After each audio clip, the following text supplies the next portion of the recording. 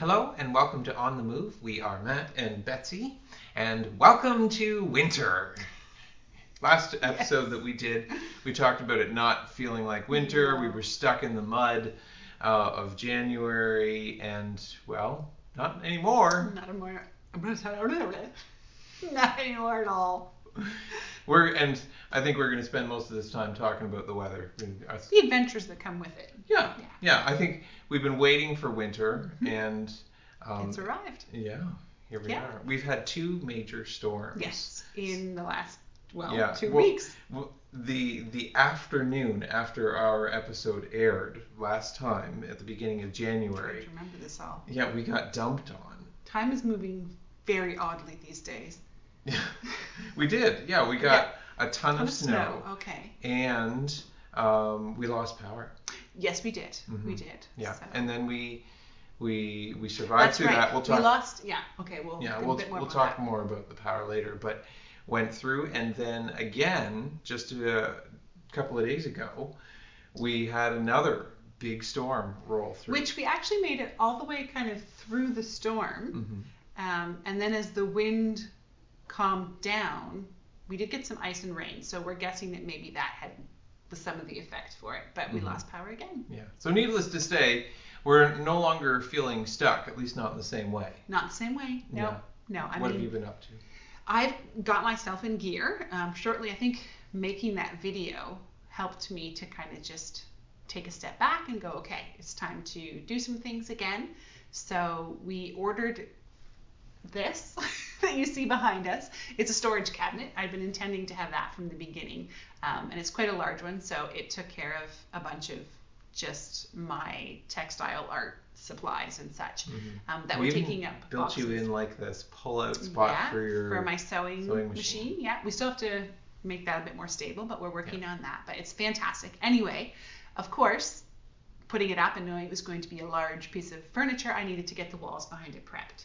So it started with paint, because then I needed to paint the trim. So I'm working on painting all of the trim in the house out. You painted more trim than you actually needed to. I did paint more trim because I didn't think about the fact that we'd have to, if I wanted the cabinet flush against the wall, I needed to cut out a piece of the trim. So anyway, learning all the time. It's great. We're learning all the time. And sometimes the best way to learn is to make some of those little mistakes. Yeah. Sorry to cut you off. You are painting the trim in the whole house. I painted the trim in the whole house, so I painted that, and then I painted the walls, which you can't see much of the wall because it's mostly hidden, but it's a lovely... You can't see the wall at all right now. No. We just see this. Okay, anyway, it's a lovely light blue behind it, which just made the whole area feel brighter, lighter, and cooler, which at the moment I don't think we need, as the weather has been quite crazy. So I got myself going again. I got that taken care of, and then that led to also picking up a new knitting project for my youngest daughter. I've been doing some baking again. What have we all tried in the baking? Well, the one that comes to mind is you did cranberry scones. Right, to go with the yarn. Which is called cranberry scones. Yes, because Kim at Fleece and Harmony released a new yarn this week called cranberry scones. So, of course, I had to make some cranberry scones. And then I tried sticky buns today. They weren't as sticky as I wanted. No, so the dough was great, but the sauce needs some work, so we'll work on that. And what else? What about you? What have you? Well, you can tell them what you've been up to. I'm doing school. Yeah. We're doing online school right now, which is not new for me, but is reasonably new for many people in Prince Edward Island. It has been a bit of a shock. As numbers continue to increase in COVID. And so I'm teaching from home, online. Yeah. And I don't want to say I'm happy to do that, but I'm certainly being respectful of that and not complaining about it. Maybe it doesn't feel as daunting as the first time you had to? True, yes. I've gained a lot of resources experience and skills. and knowledge in how to do that. And also perhaps what not to do. We've been through that too, so that's always an interesting learning curve too. I think the other thing is I got a deep fryer. Yes, which is totally contrary to me because I like to promote healthy eating. Yeah. But I like to be adventurous with food. So well, and we really want to get better at doing donuts, and you can't. You can't do donuts. I tried to bake a donut once. It turned out like a bagel. Yeah. It's not good.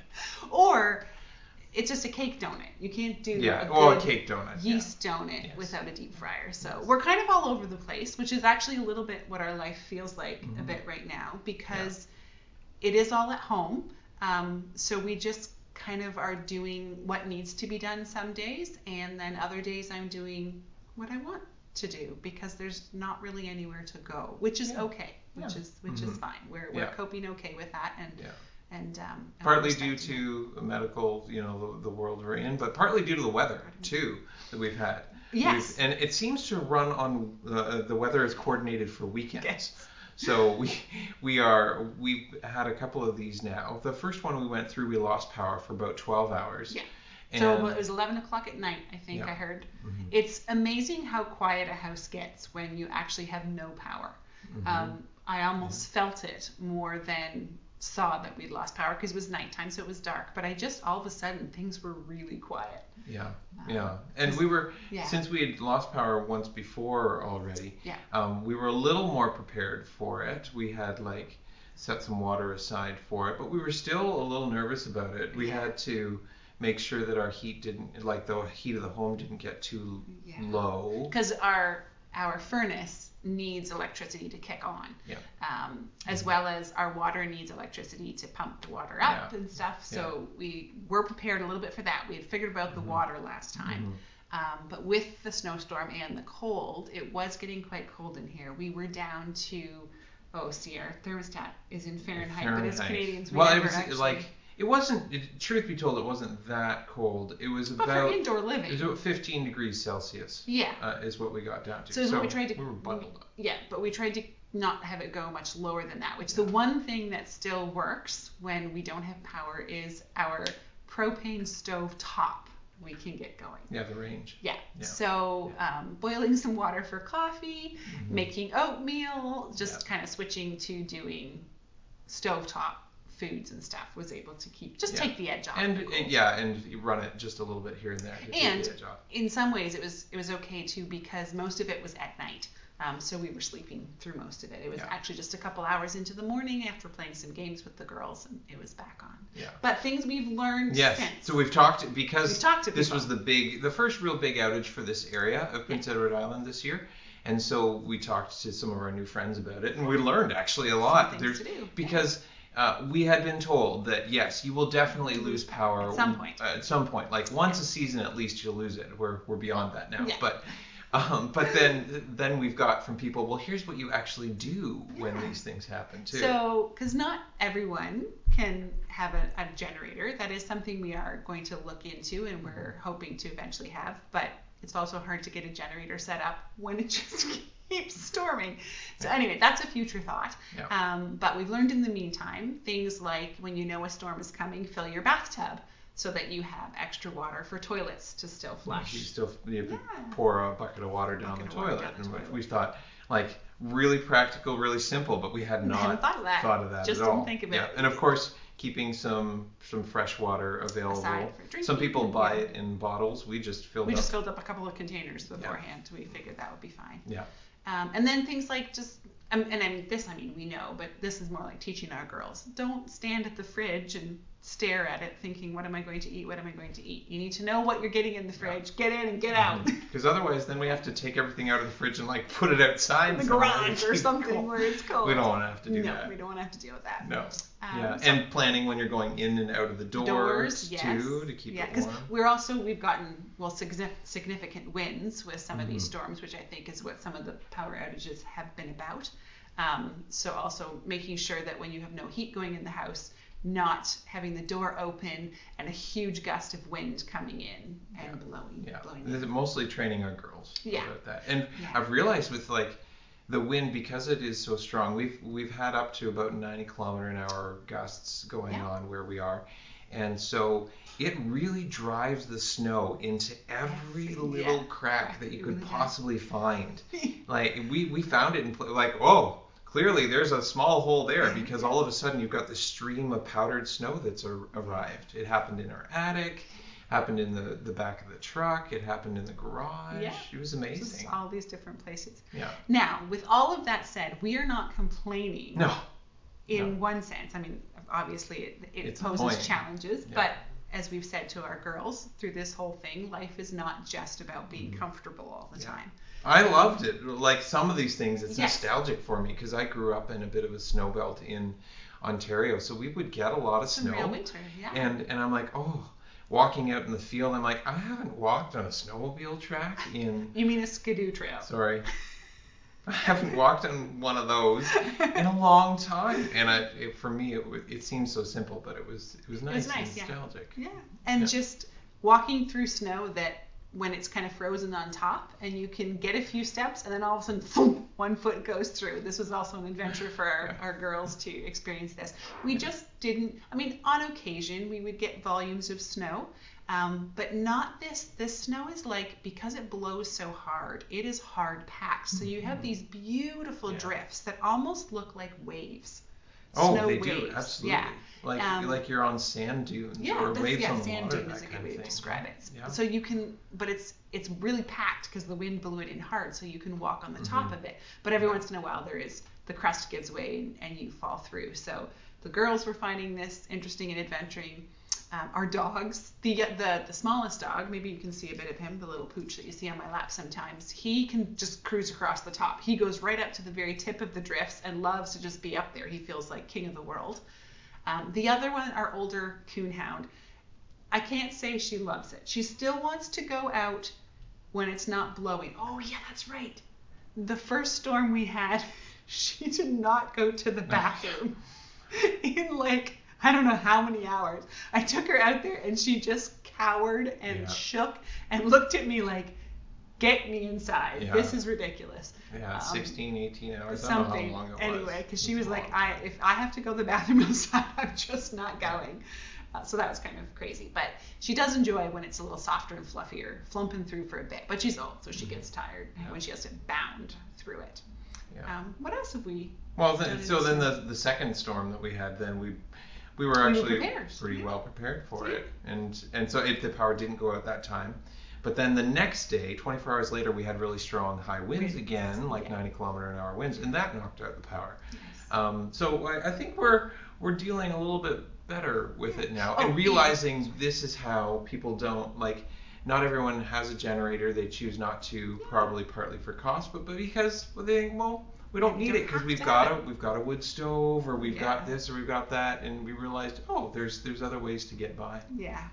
And it's a good lesson sometimes for our girls to realize that it's not the end of the world when you can't watch TV and be on your tablets. Yeah, so, I'm hoping they learn something out of it. There's lots of activities that don't require electricity. I tried to convince at least our youngest to go out and build some holes or tunnels. Dig some. She dug some. Because it's all hard packed. It'd be perfect for that. She hasn't quite taken me up on it. She tried some, but all in all, we've been having some winter adventures and enjoying it. If this truly is winter here, I may need to get myself some snowshoes. Although I have been hearing from some of my local friends that this is a little bit exceptional. This is not what happens every year. Kind of every couple of years they get hit with a bad winter. Like it's been 5 or 6 years since. Well, I keep hearing about 2015. So for those of you who are on the island, if I say 2015 and you go, oh, then okay. That's the reaction you get. That's what we get. Oh, 2015. Actually, I learned today from another friend of mine, his claim was apparently it stormed every Wednesday. Snow didn't come till January 25th, and then it dumped every Wednesday. So far for us, the storm has been Friday. Yeah, every Friday. It's been showing up on Fridays. So I don't know. So I'm falling in love with this island, but let me tell you, she's a bit of a moody mistress, this one. Yes, yeah. We're up and down in temperature. Great winds. I do have to give a shout out to a gentleman down the road who we've been introduced to. Yes. And at wonderful timing, because we were introduced to him and his great big orange tractor as he pulled into the drive to blow us out, because there really is absolutely no way that you are shoveling that out of your driveway. I wish at I'd least gotten not a a driveway picture. our long. Because at one point, after the one storm, I went out there and it was kind of like, guess where the driveway is, because it all looks the same. You're in, 3 to 5 feet of snow everywhere. All just kind of in these ripples of beautiful dunes. My girls were like, why can't you shovel it out? I said, go out there, check it out yourself. I said, that would be days. The youngest said she was going to, but then she got out there and realized, oh, that wasn't going to happen. So we are very grateful to have Yes, neighbors and very friends grateful. who Yeah. have the capability to blow us out. And that's what you call it. They're blowing us out because he comes in with a great big couple of grinders on the front of his tractor that suck it up and blow the snow out. If we have any viewers who don't know snow removal, it's actually a pretty fantastic sight to see. Yeah. So it was great fun. We've been enjoying this crazy winter, and we hope you are too. Yes. Yeah. We're hoping that you're able to be safe Yeah. and be outside some and enjoy winter, whatever it is for you. Yeah. But certainly we have now discovered what winter is in Prince Edward Island, and we look forward to more of it. Too. We recognize that it's not an easy time for some folks. No. We acknowledge that we are fairly healthy. We are able to deal with kind of some of this stuff, and we recognize that is a privilege that we have. And so we would also say, if you're someone maybe who isn't getting through these storms so well and there's something that you could use assistance with, don't be afraid to reach out, and we'll see if we can help if we can. Yeah. Yeah. So enjoy your winter. We're going to as well, and we'll see you again soon. Bye.